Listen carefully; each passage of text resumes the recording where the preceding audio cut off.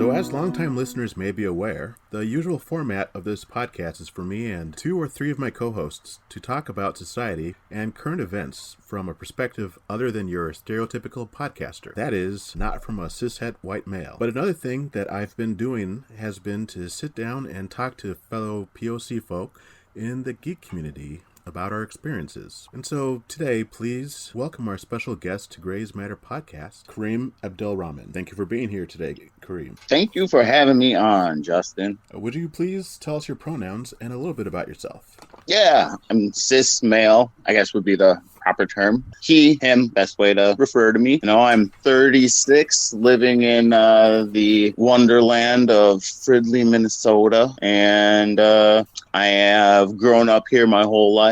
I am a practicing Muslim. My dad is from Egypt. My mother is from north central Minnesota, so she's, as I like to say, white as Wonder Bread. Although she got mad at me one time because I said I was actually doing a stand-up. I went to Acme one night and I was doing a little routine, and I told everybody that I got more of my dad's peanut butter skin from Egypt as opposed to my mom's Wonder Bread skin. She's good and white, but she got mad at me when I told her that I told the crowd that she looked more like tartar sauce because she has freckles, which, you know, the crowd thought was funny. But I mean, I get why she probably didn't like being described as tartar sauce, you know. Oh dear. But you know, that's life. Living with split race parents, I guess you could say. You know, having a dad who's Egyptian with a sense of humor and my mom who's white with a sense of humor. Called my mom at work one time and I hear her coming. A lady picked up and I was like, "Hi, is Terry there?" And she's like, "Oh yeah, let me get her real quick." And, "Terry, phone." "Oh, is it the camel jockey?" She's like, the person on the phone's like, "No, I think it's your son." "Oh, the camel jockey in training." Picks up the phone. "Hi, Kareem." I'm like, "What the heck, Mom?" Because then on the flip side of that, when I was 16, we're getting ready to go Hawaii, which was beautiful and wonderful. And we're getting ready. This is like a week before. My mom's getting ready to go to the tanning booth. And before she leaves, she's like, "Yoster, you should get you should go at least once or twice before we leave so you can not burn when you get to Hawaii." And Dad chuckles. He's like, "Why on earth would I go tanning? Tanning is for white people like you or Kareem." I was like, "Nah, I can't win. What is this?" Oh my. You know, that kind of always, I think, began, well, not even earlier, my take on not taking racial epithets thrown at me so seriously, because whenever I hear somebody actually using one against me, I'm like, "Hey man, that's what my mom and dad say to me. Like, you gotta try harder than that. Come on, get creative, buddy." And then that defuses them. They don't know what to do from there. So that's been my personal experience with that kind of helping out, you know, preparing me for life, I suppose my parents were maybe thinking. Yeah, especially in a state like Minnesota. Oh, yeah. I mean, I thought it was funny when one of the guys on, you know, my parents, they're old, so oldish, I should say. They're not old. You know, they're doing still pretty well for their age. And, but they still watch a lot of news. You know, the major news networks, you know, those are always on. And one of the main guys, not main guys, but one of the guys on CNN was talking about, he's like, "I was visiting my family in Minnesota over, I think maybe 4th of July or something like that." And he's like, "And there are Confederate flags in Minnesota. Like, why are there Confederate flags in Minnesota?" I was like, "Aha, you should have done your history, buddy. Not only is Minnesota blatantly racist in certain parts of our wonderful state, but actually here in Ridley, there is it's currently like an art like they do like art exhibits there and poetry readings, like an art center kind of thing, but it's like an old hotel kind of a thing. And the guy who used to run it was an anti-abolitionist. Like, he was all for slavery. And in, I think, the election of 1861, it was either 1 or 4, where most of the state voted for Abraham Lincoln, the I believe our county was Manaman.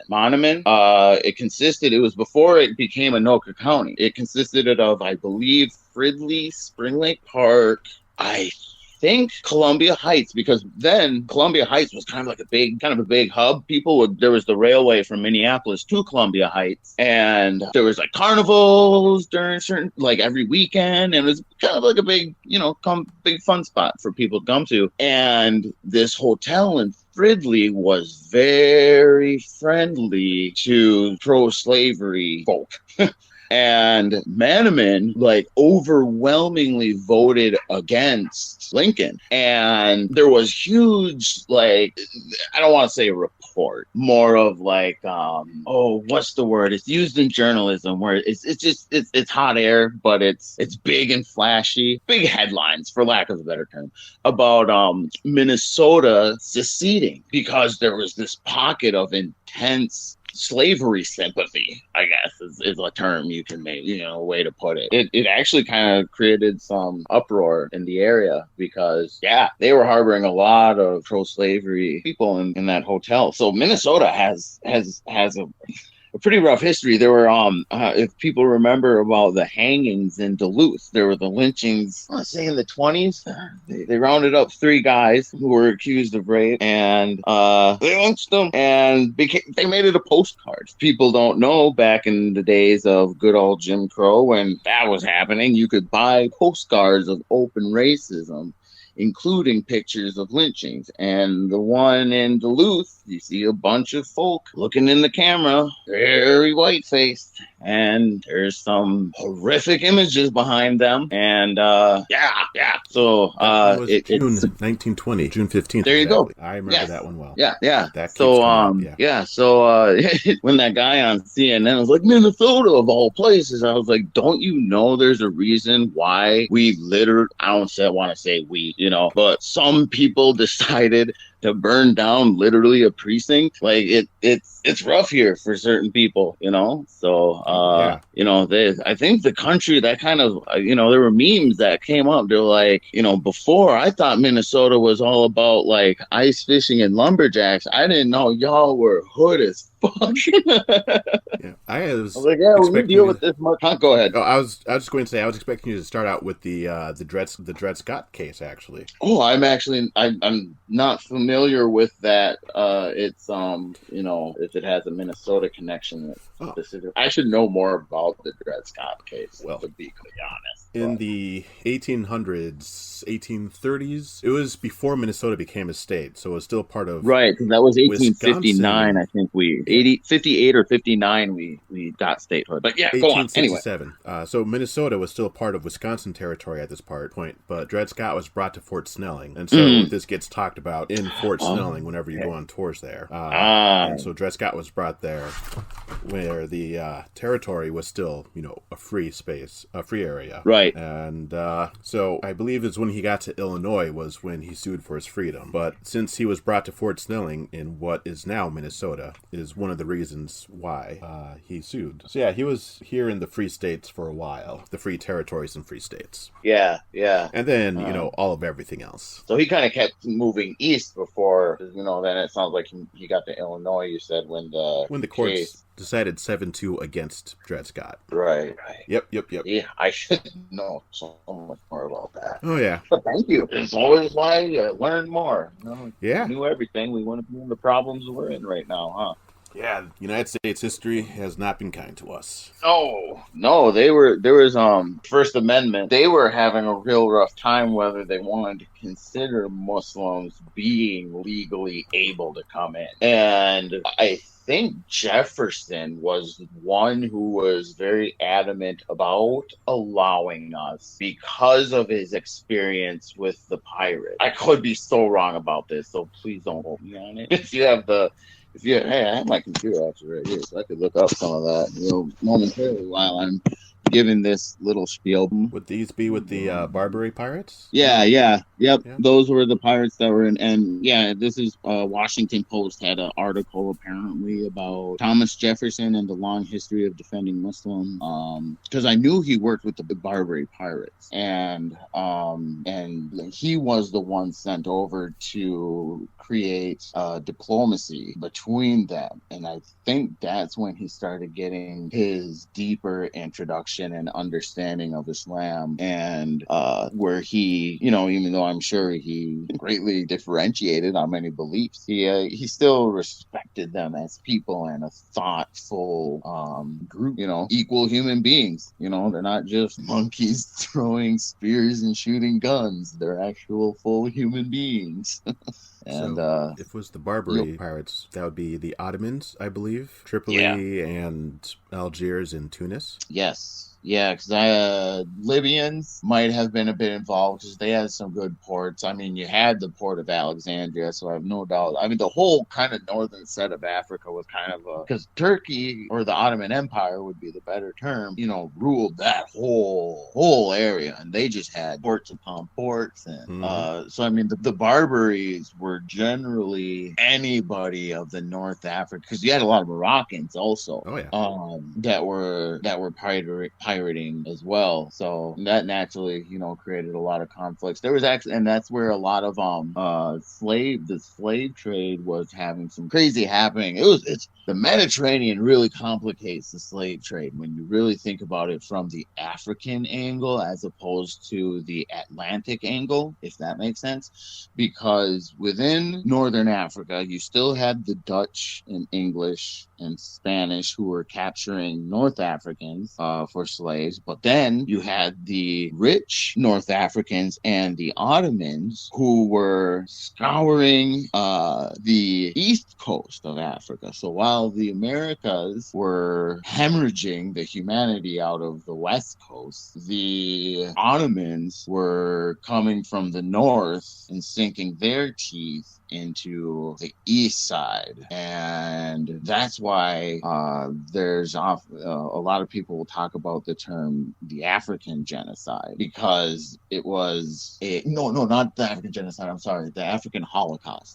because it was like 300-400 years of both sides. Like, we're taught in school all about the Atlantic Triangle, but nobody mentions the fact that the Ottomans were just heading south and kidnapping black slaves and girls for prostitutes and young wives and boys for, whatever you want to do with boys, and usually just sell for more money and or whatever. So, it was pretty, because that was the height of the Ottoman Empire too, while the Americas and the Europeans were, really full-blown going hard in the 15th, 16th, 17th centuries, 18th centuries. That's around the same time that the Ottomans were in charge. They were even ruling southern Spain up until, 15th, 16th century is when they started to lose their grip. That's 800 to 900 solid years, because it was when a man named Abdelrahman, his family was in charge of Mecca in like 730, something like that. The early 8th century. And the next ruling family basically overthrew them violently, like murdered his whole family. And while him and his brother were booking out, they were swimming across the river, and his brother was having a hard time, but Abdelrahman had made it across. So he's calling his brother, come on, you can make it. But then the men on the other side were like, no, come back. If you come back, we'll save you. We'll spare you.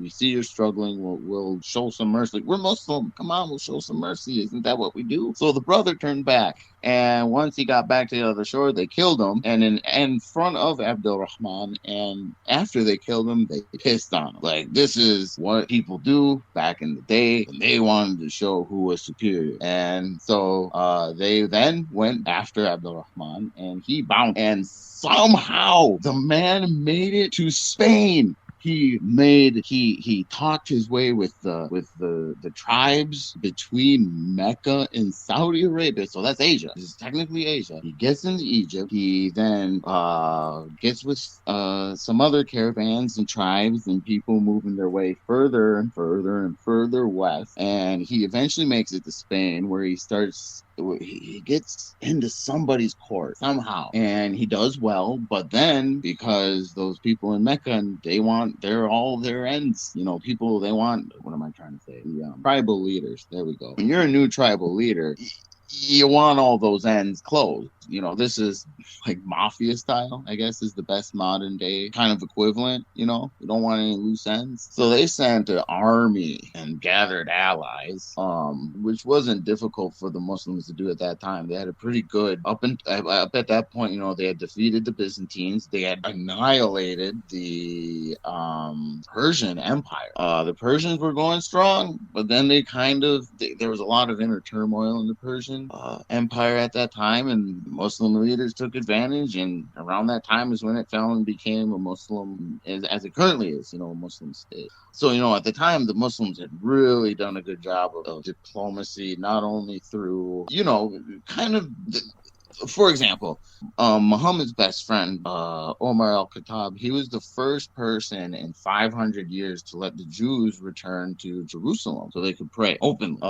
And that was kind of a theme that, it wavered after a while, definitely. I'm not trying to paint us as, Oh, yeah, I follow you. Yeah, but they try, and they did great at diplomacy. There was something that they did really well, and so they built this army going to Spain, and they reached them, and Abdelrahman, he realized, like, oh shit, like, they're here. And he built up the biggest army he could, but he realized it was just nothing compared to what was down there. So he gathered everybody could, including, like, some of them were like, a group of them were like 33 of his closest guard were a group of Serbians that he had freed, and they became so devout to him that they were some of his top bodyguards, and they joined him in this move. And he said, look, we're all gonna die anyway. These people are coming for us. They want me dead, and if they want me dead, they want you dead. This is no quarter. We're going out anyway, so let's fucking go out. So he mustered up a speech, he gathered his men, and while the Meccan army was sitting down below at the hill, just chilling, not thinking much, they were kind of doing a little bit of a siege preparing thing at this moment. They're not quite ready to attack. They had just kind of gotten there. They knew they had some time, because what did Abdelrahman have? Nothing. Few guys compared to their whole batch. Suddenly, within all the silence, a huge uproar and scream comes from this hill, and the Meccan army men, they're sitting down and they look up, and all they see is hundreds, if maybe, a few thousand screaming, bloodthirsty men charging down the hill with horses as well, faster than they can really comprehend, because, gravity. And Abdelrahman's army hit them so hard, they punch a hole right through, and they just charge, hitting everybody they can, get to the center, and because in the center is where all the leaders are. That's where you have your generals, and I don't know my hierarchy of the military, but the generals, the top leaders, everybody who's like mustering them, they're in the center. That's where their tents are protected, and they punched through all the way into the center. And when all was said and done, this was around Hajj time, which is supposed to be pretty peaceful. You don't try to engage in Mecca. When you're in the outside world, it's you can't change that. You gotta do what you gotta do. But in Mecca, it's a very spiritual time. No bloodshed, no fighting. Be kind to everybody. Not even verbally. No verbal violence. Well, the leaders who sent their army to kill Abdelrahman were, doing the Hajj, and they got a delivery, a large bag, and it was dumped out, and it was 9 heads, all of them commanders of the army that had been sent. And that's when the Meccans realized they're done. Like, Like they ain't got nothing on this man. He took charge. He owned them. He completely did it. In that suicide mission, he survived. He lost minimal men, but he slaughtered and defeated that other army. And that's some balls. I like that. Something about that story is just like, to me, it's just like, that is a man who knew his conscience, what his conscience was riding on. Like, his entire family had been slaughtered. He had been unjustifiably cooed, and it watched his brother pissed on after he was killed and slaughtered in front of his own eye. And to say, like, you know what? I am going to defy this order from God because I have a point to make. And I feel like hopefully God will be willing to forgive me for putting this blood on Meccan soil, because at this time I need to prove a point. And the point came across because at one time they asked this Meccan leader, years later, in the future, they call him, who is the Falcon of Mecca, or the Quraysh? I don't think the Quraysh. Not sure if they were the leaders still at the time, if that was the specific tribe or what exactly, because there's so many sub-tribes, and the Arab tribal system is very complex. It definitely sounds like it. Yeah, but they asked him, who is the Falcon of, who is the one who is like the thorn in the side, the one who is soaring above, just waiting to pick us off. Like, is it this person? He said, no. Is it this person? No. And these were all people that they kind of respected at the same time. He says, Abdelrahman. And they were like, why? And he's like, because that man, what he did, we didn't expect. And we're not going back after him. Oh, I remember the quote. He said, thank God, when he saw the heads, when the heads were dumped in front of him, this is the quote that is like, has rung through the ages. He goes, thank God there's an ocean between me and Abdelrahman. Speech talking about the Sahara. Thank God there is an entire ocean of sand, like the entire north of Africa, an entire continent in between us and that man, because if there wasn't, we'd be done. We'd be gone. We would have absolutely nothing. We'd all be dead, and we would all deserve it. And he solidified a ruling establishment in Spain. He has a statue in, I believe, not Granada, not Sevilla. It's outside. It's one of the towns in between there. It's like 45 minutes east of Sevilla. There's a statue of him, and that was one of his kind of symbols. And yeah, Spain was Muslim. Southern Spain was Muslim for 800 years about, until the Catholics, I believe, took over, and then the Inquisition started. Yeah, the Reconquista. Yes. And that whole disaster happened. But yeah, during that whole time, they were raiding and pirating also.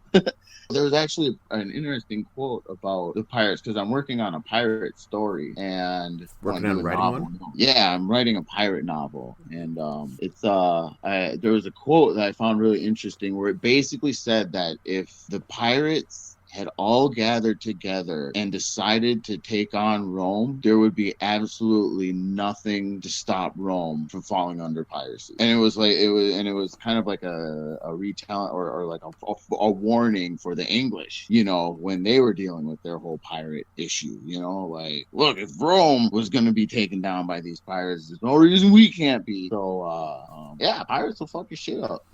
That is true. But, Africa, that was the original where that whole tangent came from. That's the African Holocaust, is the pillaging of humanity, not only from the Atlantic Triangle slave trade, but from the kidnappings that occurred from the Ottoman front on the east side. So yeah, there's a little history lesson for y'all. Yeah, history. The past was the worst. That's all I can say. It was rough. It was rough.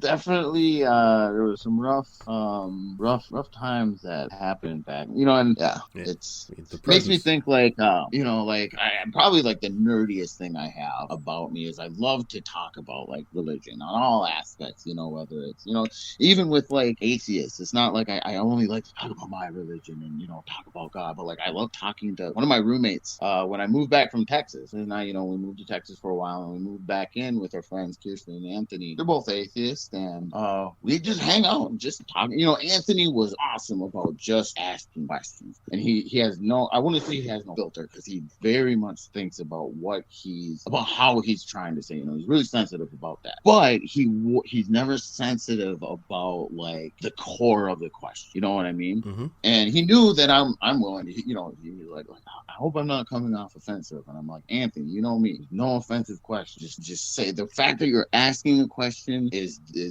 that's literally the diffusing of offensive. Like you could people have asked me, do you not eat pig because like you worship pigs or something like that? And I'm like, that to some people would be such an offensive question, but to me it's just like, I'm glad you're trying to find out, man. Like, no, we just don't eat it.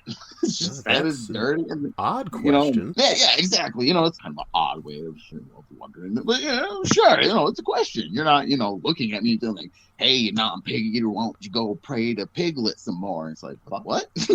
You know, what are you talking about, man? Yeah. See, that's the stuff that like for me, like, you know, I was talking about my parents and kind of how they prepared me. If somebody says something like that, you know, I'm like, God damn, I'm almost not even offended. Like, I'm impressed. Like, that's some creative shit. Like, go pray to Piglet because you won't eat them. Like, God damn, touche. You know, like, to me it's like, you got creative with that. Like, and if I found it's that thing when I was taught in first grade, just ignore it, show them that it doesn't bother you, and that will bother them even more. And I'll never forget one time walking home from first grade, hey Dream, you loser, you stupid, huh, you nerd. You know, however first graders make fun of each other, you know. And I was like, what if I don't react? What if I do this thing that the teachers told us to do? And I remember them getting more and more hostile as I wasn't doing anything. I was like, holy shit, this is working. It didn't matter. And then finally they got so mad, they just did fuck you, man. Screw you. You're not even worth our time. And then they went away. And I was like, God damn, it worked. Holy shit, that actually worked.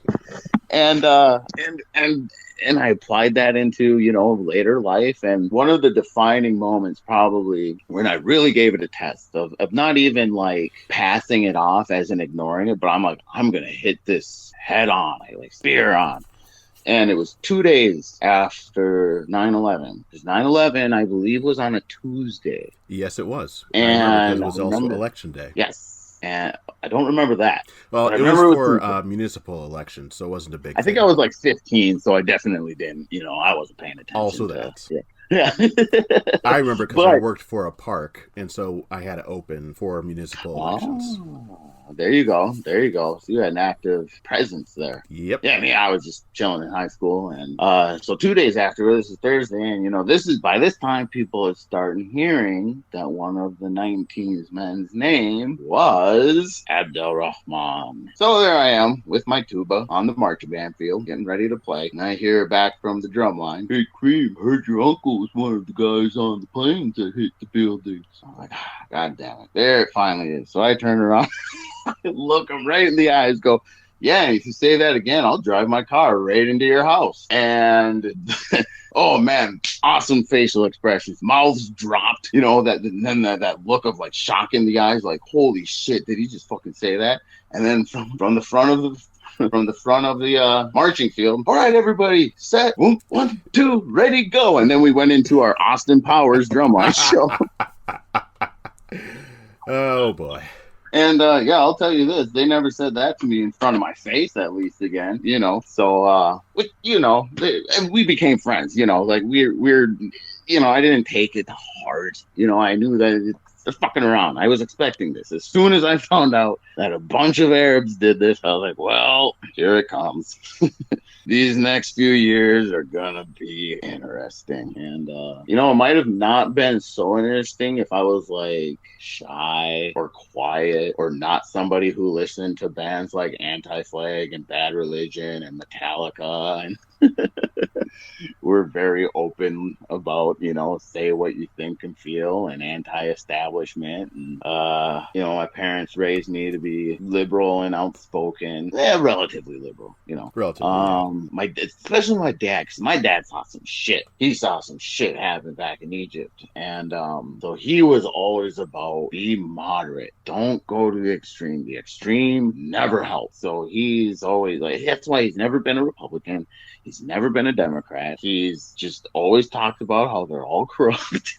They're all a bunch of thieving corporate bastards, and you shouldn't trust a single one of them. But he'll still go and vote because, you got to take your right to vote. You got to have your participation. Yeah. But he doesn't give a damn about whether you're Republican or Democrat. He's, he has, I would say, though, if you were to politically ask how he leans, he's pretty liberal. Like, internally, he's very stereotypically Muslim, especially as a, Arab man in his 70s, pretty conservative. But, outwardly, he's very liberal. He's like, I don't believe in abortion, but I don't believe I have the right to tell a woman in Texas what to do with her body. So what the fuck? That's my dad's. Yeah. So that's how, I learned from my parents, be good and open with people and nice to people. And, but when people get in your face, and it was both my parents, because my mom grew up, a woman in rural Minnesota, Indeed. A poor, and it's not like she grew up in a small town, Wadena. I mean, that's where she grew up, but, it's not like her family was doing well. They were still the farming community. Right. So my mom dealt with some shit, and so she's always been very tough-skinned, and she's the sweetest person until she gnashes her teeth, and then it's like, holy shit, this is a fucking lion. And then my dad is the same way, but my dad's way colder about it. He's way cooler about it. He doesn't say anything. He doesn't really do anything even, but you suddenly realize that you're cut out, and that sucks. Because my dad's awesome. He's super chill. He's smart. He's funny. He's got this dark, dry sense of humor where it's just you'll be sitting there, and then all of a sudden he'll say something real sarcastic, and you're like, God damn, that's real dark, but that's really funny too.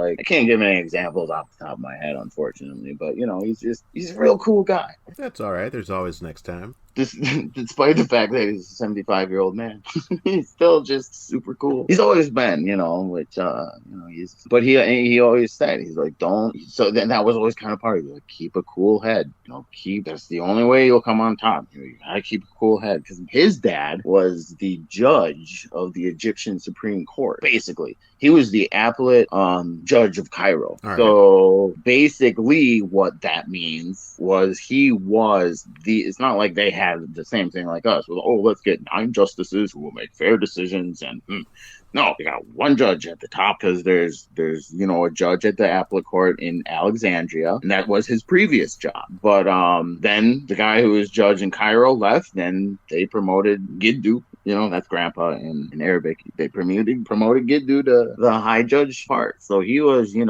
knew how to hold his own too.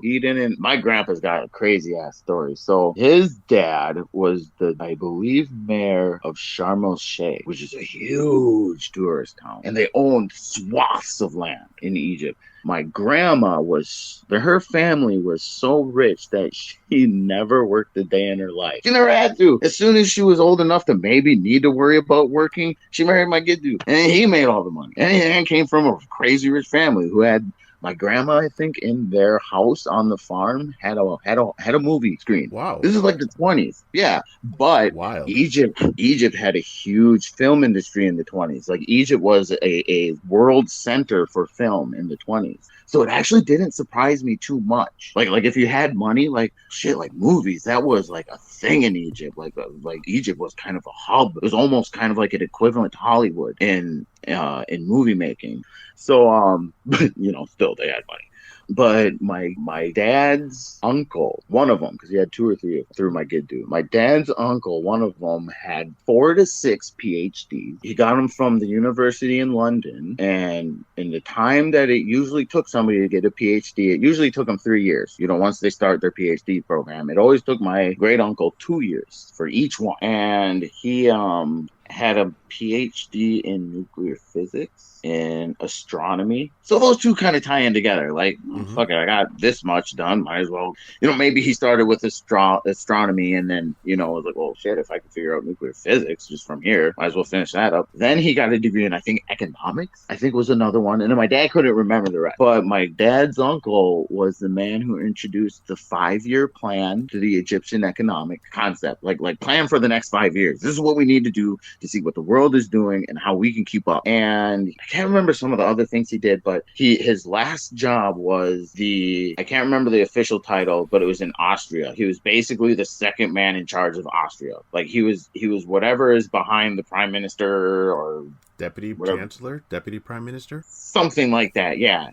That was his job at that time. So and my dad said like my Giddu was the least educated of all his brothers.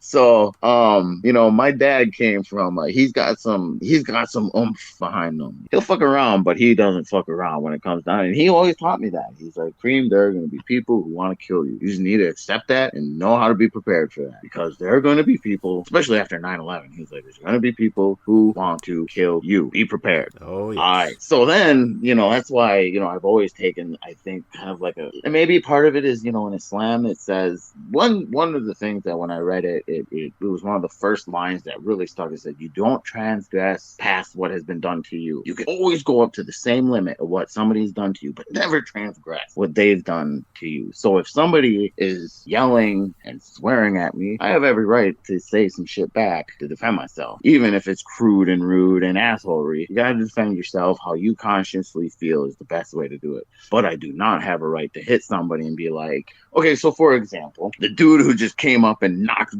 what's his name? Richard Spencer, that dickhole of a white supremacist. Yeah. Oh, that beautiful scene. Oh, that was a great I'll scene. say that as a Muslim, even still, just mwah.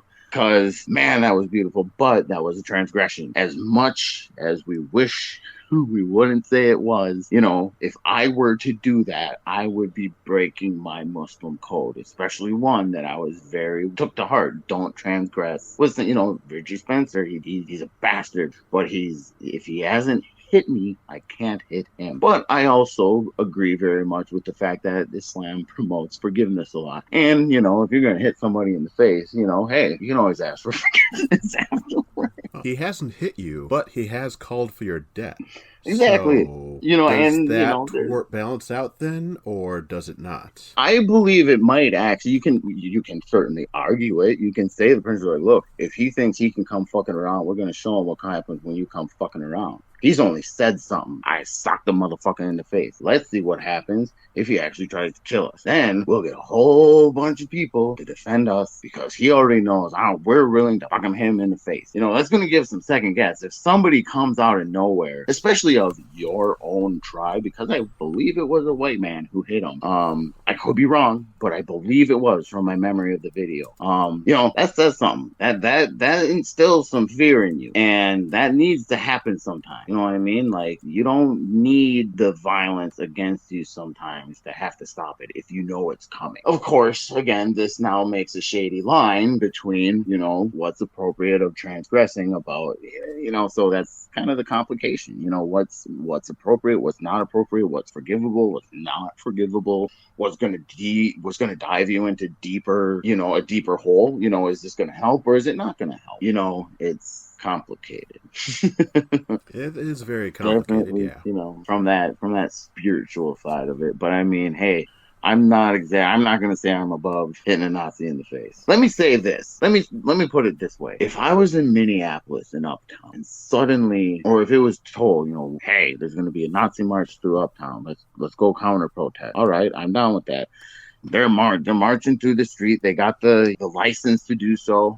But then somebody came up with, a few baseball bats and was like, hey, we're going to go stop this march with force to make a point. You want to join?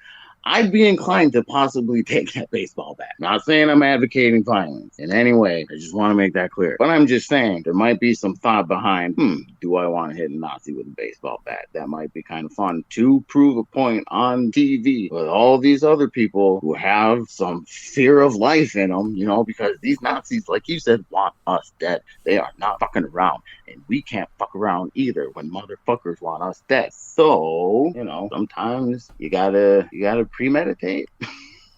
I don't know. I don't like saying it, but it's one of those realities. Where is reality? We get so caught up in in what is civilized and what is what is proper for the what's gonna look good in the history books, that we forget that we are apes fighting for water and resource, just like they did 200,000 years ago.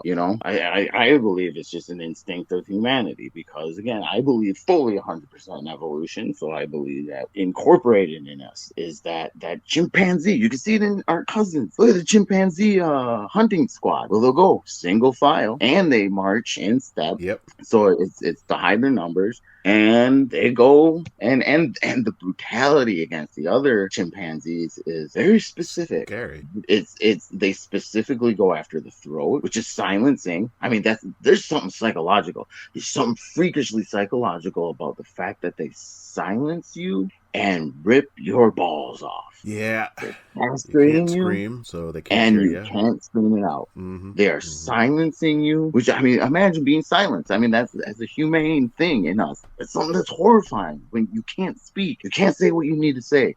These motherfuckers ripped it right out of your throat, literally. And now they're going to rip your dick off to really prove a point. And then you just get to bleed to death. And then they go maybe eat you, maybe they don't. But that's warfare. You're protecting your water and your fruit and your wood. It's resources. I could never take seriously people who are like, if we get rid of religion, we will never have conflict and we won't have war. I'm like, that's stupid as fuck, because where was the most deadly battle that's ever happened in human history? That would, I believe, be Stalingrad, which was between which religions? Stalin, well, that wasn't really a religion. And then Hitler, well, that wasn't really a religion. Yep.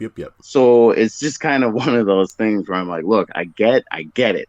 I get that religion can convince people to do fucking horrible things. I watched on TV my own people do it to my own country, How many Muslims were in that building that they did to themselves? That was bad. That was really bad. Oh, very. I mean, it's bad that they killed innocent people, period. Whoever it is, and then they're doing it to their own people. I forgot my tangent that I was originally starting with about that. I don't remember either. We were starting with something. Yeah, I went on a little tangent about be nice to everybody, be accepting. Yeah. Going back into my file. So, So yeah, there's with the warfare and blaming religion for this and that. It's like, yes, obviously religion can convince people. I mean, slavery. That was horrifically defended by the Bible, Oh, yeah. And Muslims do the same thing, because Islam opens, the door for, if treat your slaves right, treat them like they ought to be treated, like the humans that they are. It didn't say don't have slaves, it just said, but it also did say freeing your slaves is the best thing you can do. Like if there's no need for slavery, like you can have them, but there's no need for them. That's why people, when they're like, well, Muhammad, peace be upon him, Muhammad, he was involved in slave trade. It's like, yeah, he was forking out money to free them. I mean, if you want to criticize him for being involved that way, sure. I mean, I guess, but I mean, they were freeing them. Some of them chose not to. Some of his closest friends, still had slaves and servants. But over time, they learned, the importance of treating them as people. And over time, more and more of them did free them, But of course, this is all up to, one's own choice. But, that's the complication with, that's why I can see why people are like, religion can lead to some bad things. It can absolutely lead to bad things. But eradicating religion never solved anything either. Fucking look at Russia. That didn't work out well. Oh, yeah, not at all. The French Revolution is another example of where the eradication of religious institutions, I mean, I wouldn't say eradication, but, kind of the eschew of religious institutions led to the Reign of Terror. Mm-hmm. Yeah, Robespierre. Yeah. So, there's a lot of instances where, rejecting religion did not go well. Yep. And again, I think that example of Stalin and because why they were fighting for resource, water, food, wood, that's it, and I guess steel at that time. Now, now we got steel we're involved. In the future. Yeah, I mean, now instead of steel, it's going to be lithium and copper and air Going to end up like the Spaceball planet. Biodome? No, the Spaceball planet. Spaceball planet. From Spaceballs. Oh, Spaceballs! Yeah. Oh, yeah. President, I don't remember his name, Scrooge or Scrooge or something, sniffing Perrier out of a can. Oh my God, that movie is so amazing. I love Mel Brooks. Yeah, that movie was great, except for Mega Maid was going from suck to blow. That one scene was just kind of not written well. Yeah, but the rest of the movie was great. Yeah, I don't know. I mean, Mel Brooks definitely he swings with the sexual jokes. Definitely, he's got the balls. So of course, you might hit a few that aren't. There, as you can say, you swing and sometimes you hit a foul ball. But, you understand that the intention there is you forgive some of the foul balls because you see that the main hitting score is way up there. I should clarify. I mean, the scene when they are in the Winnebago and they all are sharing the line about how the Schwartz is moving the switch on the vacuum cleaner. Just the pacing of that scene. So it's not what they're saying specifically. It's just that scene's pacing just doesn't work. I loved the suck to blow joke. That made me laugh. But the pacing of it was just kind of, I get, because that's important.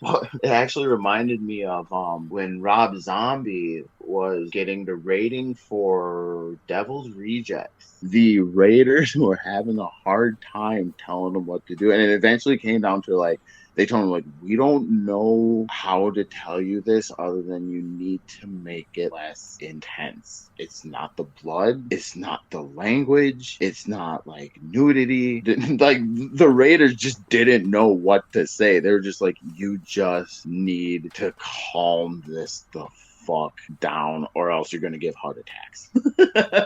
Wild. Which I got that was an intense movie. Rob Zombie is definitely I haven't watched. I don't really do a lot of horror movies. I'm fucking so anxious and nervous half the time that I don't need to watch a horror movie to really feel or horror TV. I never really got. It's I got my own problems, man. I don't want to deal with these people. But on the flip side, writing or reading, oh man, give me the scariest shit you can. I love that shit. I love reading intensity and just fear and despair. My two top favorite books ever are Demons by Dostoevsky, which has 20 or 23 dead people by the end of the book. It's a 700-page book. It's long. It's Dostoevsky. But, oh, man, it's brutal. It's so brutal. And the philosophy in it, it's one of those books. It's one of the best books that showed how philosophy or it philosophically describes violence. There's just so much violence that occurs in that book.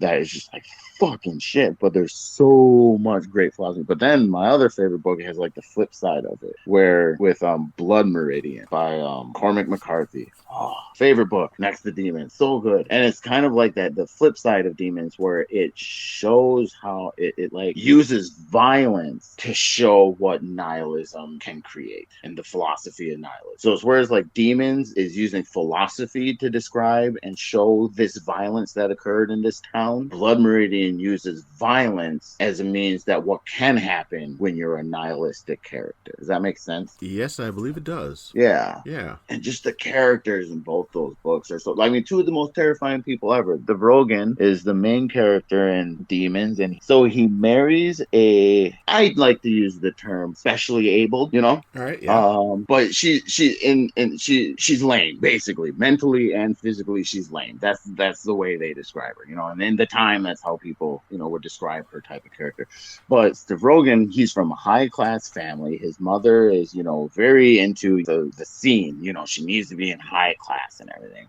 And so he marries this lame woman, basically just arraying his mother through the mud. And then he gets in it. He insults a man, like a governor or a mayor, so much that the son demands a duel. But then, like after, like the duel, like he blows off the duel, and like they duel. They are dueling. I don't want to give it up because I'm hoping some of your listeners will fucking pick up this book. You know, how he finishes the duel is just so fucking insulting, and like there's just no honor to him. He's like, well, these are just words. Why do I care? Why do I worry about? And his influence basically leads to all these deaths and all the destruction that happens in it, never minding the crime against the child that he commits in the book.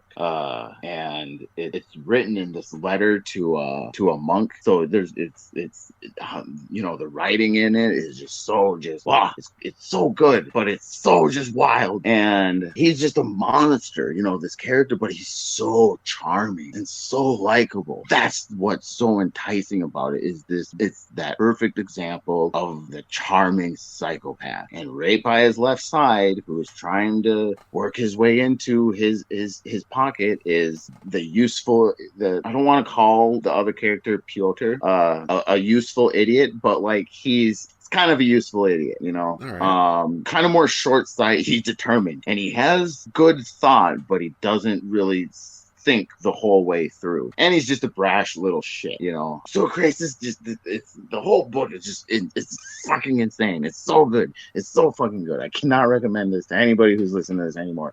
And then on the flip side of that, with Blood Meridian, the Judge Holden. Oh my god, that fucking man. You don't know where to begin almost. Like Cormac McCarthy describes him as a 7-foot man, completely white and hairless, with a bald head and a long face, you know. And so you're getting, and when you read more about the history of McCarthy's writing of Blood Meridian, you find out he had a lot of inspiration from Moby Dick. So the description of the Judge is very whale-like.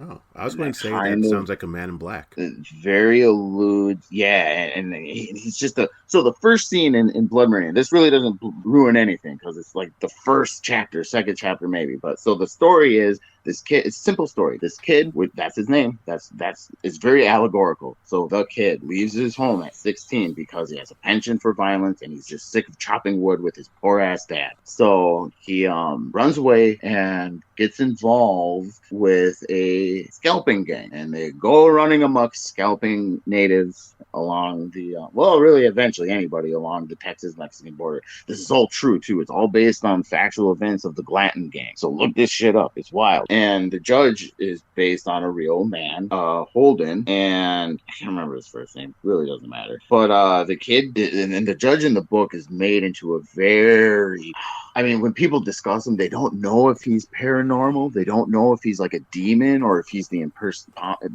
personification of the devil, or is he just a man, but just kind of like an odd man, like, because he's so mystical in a way, but like so brutally violent also. But in the first, and one of the reoccurring themes is everybody in the gang has had a previous experience with the Judge that's like kind of personal, or very like he's just got this odd aura about him. And the first time we meet him in the book, the kid runs into him just in one of those traveling churches, you know. He's in a tent, they're underneath everything, and there's a preacher and he's giving his sermon and everything, and then here comes in the Judge, smoking a cigar, boots clanking through as he walks through the church, takes his hat off, pads off the dust, and puts the hat back on. In 1849 church. You know, that's kind of painting that picture, you know. Yeah. And he gets up to the podium and immediately accuses the preacher, basically a fucking a goat. You know, this man has had relations of a goat in this town, and I have proof of it. He did this and this, and people, you know, people believe whatever the fuck you hear sometimes. And some lady's like, it's not true, and he's like, it is true. I saw him doing with this. You can ask these people in here. And then some people just started believing, and the preacher's like, what are you talking about? Like, what are you talking about? This man doesn't know. And the Judge gives a pretty good, like by the end of the thing, you're like, damn, did that preacher fucking go? Like, what's going on? And And at the end of the chapter, everybody's at the bar, drinking at the saloon, and the judge comes and sits down, and people are talking and laughing. And finally, one of them looks over and is like, "Hey, sir, when did you see that? When did you see that man? What did he say? He said something like, when did you see him in this town?" He's like, "Who are you talking about?" He's like, "The preacher. You said you saw him in so-and-so." Judge just kind of looks at me. He's like, "I never saw that man in my life." Takes a drink. People just stare at him, kind of chuckle, and start laughing. They just laugh it off because in the whole chaos scene, while he's accusing this preacher, guns start going off. The whole tent collapses, and you don't know if the preacher was either just run out or was he murdered, because you just don't know. And here's the judge just saying, "I don't know. I never saw that man." Just cold, just stirring up shit because he can stir up shit. And through the novel, he's just murdering people, 2-year-olds. Doesn't matter. There's a scene where he murders a little 2-year-old boy in front of the gang, and they get upset, but they don't do anything about it. They can't do anything about it because it's the judge. You don't fuck with the judge. And girls go missing, like from towns that they visit. Whenever he's kind of snuck off somewhere, just as they're leaving, you just hear about a girl missing. So there's a lot of illusions about that. And then the ending is literally the most terrifying ending I've ever read in a book. I cannot emphasize that. The book is like, if you can muster the violence, because one of the reasons I bought the book was I went to Half Price Books, I think it was. Or maybe like Borders, one of those bookstores, but they had like those things where like there will be the employees picks, and they can write a little paragraph about why they chose this book and what it meant to them, and buy this book, this is what I think. And above Blood Meridian, all the guy wrote in big letters was most violent book ever. I was like, I'll give it a go. And it was when I read the back, it's enthralling. It's all about, a gang of scalp hunters in the Mexican border. And, it's not too long. It's like maybe 230 or 320 pages, something like that. It's, it's a novel, but it's not too difficult. I think 320, I think it's my copy or something like that. Right. So yeah, you can read it quick enough, but it's rough. There's a tree of dead babies, 9 or 10 babies just skewered on a tree. So that's the kind of violence you're going to be approaching into this book. And that's actually one of the books that just really, when I read it, it woke me up into, like I said, what is the reality we're living in? Are we living in a constant civilized society where we are always going to have rules to protect us? Or what are we going to do when those rules no longer apply and you have gangs of men running around with no care for anything but money and oblivion coming for you? They don't give a shit whether what they do is for racist or if it looks bad. They got power and money to make. And if you're in the way, they don't give a fuck. You need to die. That's reality, and you got to be prepared for that shit. It's wild what reality is capable of, and so it's always keeping a level head, Yes, we're in society, but how fast does society fall apart? Fucking look at Germany 75, 80 years ago, Yeah. Or like this is example, I never liked the comparison of, Donald Trump to Hitler. I always, or some of these other people, because it's like, that's a little overboard. It's more like Nasser. If you read about Nasser, you'll see in Egypt. So Nasser was the guy who took over Egypt. And so back to my grandpa. Another wild story. Nasser took over, created a made-up coup, and all these judges were labeled as traitors. And I don't think, because my dad told me, he's like, Nasser, from what this is definitely questionable, I think. But he said Nasser wasn't a psychopath in the way that like Hitler and Pol Pot and Idi Amin were. Nasser was more of the Trump psychopath. It's not direct violence or anything. It's just it's suppression, it's complete suppression and absolute loyalty. So, for example, when they did an election, they wanted to entertain the people, we'll have an election. Mm-hmm. And the outcome came out to 98% for Nasser, and he was livid. Absolutely. How could 2% vote against me? That's not okay. You will not publish that paper. Make it 99%. We can accept 1%. We round it up from 0.8, and we're going to find who those 0.8 are because they are disloyal and treacherous to ours. Those do nothing 2%ers, we can't have that. And that was Nasser. And so when he took power, he got rid of all the judges. And the only reason my Giddu was not jailed or exiled, or even though they eventually ran, whatever happened, was because he had, I believe, eye surgery. So he was in the hospital during this made-up coup. And one of Nasser's men came into the hospital when this was all happening. And this is the type of woman my Nana was. He went to shake her hand and she just walked out. She just walked out the room. She's like, fuck this guy. She walked out the room. And then he sits with, that wasn't something, a good subservient Muslim woman does in good 1950s Egypt, Indeed. Fuck that. My Nana didn't care. She's like, fuck this guy. And shaking his hand. Get the fuck out of my face. What's he going to do about it? She walks out of the room and this guy sits with my Giddu, and my Giddu is like, so did you come to arrest me? He's like, no, I've actually come to let you know you're safe. You're a good, he's sucking his ass the whole time. You're a good man, Abdul Ali. You're safe. There's nothing wrong with you.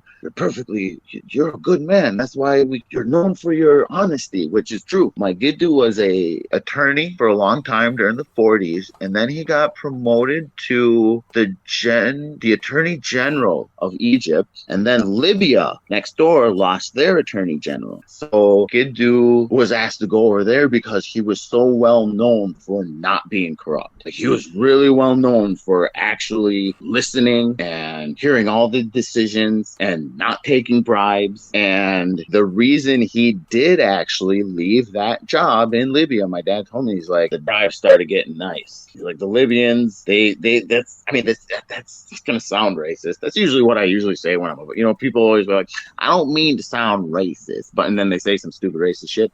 I usually just preamble like, this is gonna sound racist, but man, Arab governments are fucking corrupt. So, the Libyans, they just kept throwing shit at Giddu, and he started getting a little tempted. Some of those offers started looking real nice. And he said, fuck this. I got a job in Egypt that I don't need to be tempted at. So he bounced out of Libya and went back to Egypt, got his job, and then that's when he started working his way up the appellate court and doing his way up through that way. Again, I forget where that tangent came from. But you were talking about books, your favorite book. And yeah, Dad, and then my dad always, because I'm talking about, and then I went on a rant about, being tough and strong, and you can't fuck around when people want to fuck around. And you gotta stamp your foot down and say, hey, look, you're gonna fuck around with me, you better come. You better fucking come. You can call a bluff too. A lot of people don't realize that people just fucking bluff, and if you stomp your foot louder than they can stomp theirs, like, well, maybe I don't want to start this fight. It's like a bear. Think about Minnesotans, how we're trained to deal with bears when we go camping. The black bear comes, and I've seen people do this a few times, or at least I heard people, a buddy of mine, Sam, this is one of the best examples I can hear of it, talking about the time of bear, and all our friends talk like, yeah, I remember when Sam had to scare off a bear. So like the year before I went camping with all our friends, Sam, he's a big carpenter guy, good, strong, muscular man, probably a good 6'3", and this black bear came wandering into the area looking for something, probably smelled some good beer and whatever else was going on, camping food smells, some hot dogs, and Sam grabbed some pots and pans and went running after this 300 to 400 pound bear. Sam's a strong carpenter. He ain't no 300 pounds though. But that's how you scare off a black bear. Don't try that with a grizzly bear, people. Yep. Do not chase off a grizzly bear. That fucker will eat you fast. But a black bear, you can scare a black. And this was the philosophy I took behind it, is think about this. If you were walking through the woods, because that's really what the bears are doing. They're not searching for any fuckery or anything. They're just walking, bears, seeing what's out there. They're just being bears. And so imagine you just being a person wandering through the woods, like, man, shit smells good here. Some nice flowers. I'm going to follow this trail. And then suddenly, this 3-foot thing that looks kind of sort of like you, but it's definitely not part of your species. But like, fucking possum even. Just think of a fucking possum coming at you. Yeah. When it fucking comes charging at you. Fucking possums are smaller to us than we are to bears. And our asses run. So if you go possum on a person, just go possum style on them. They go, they gnash some verbal shit on you, fucking gnash some verbal shit on them. Show them that you got a thick coat, that they might fall that bluff. Then again, they might not. So you got to really take in some of your situations, because, my life is not the same as some people who might be listening. That is true. All right. We have been recording for an hour, so Cool. should pause it right here. And we should get back together to talk some more soon and tie this into our experiences in the geek community. Because we went off on a tangent and then kept on going. That's me. I am a bug. I'm good at tangents. You are not alone in that. That is pretty much the motto of this podcast. Get on a tangent and then go that way. It's the fun conversations that way. You know what I'm saying? All right. Thank you very much for being here. And I look forward to talking to you. Yeah, you're welcome. Soon. Thanks for having me. It's been fantastic.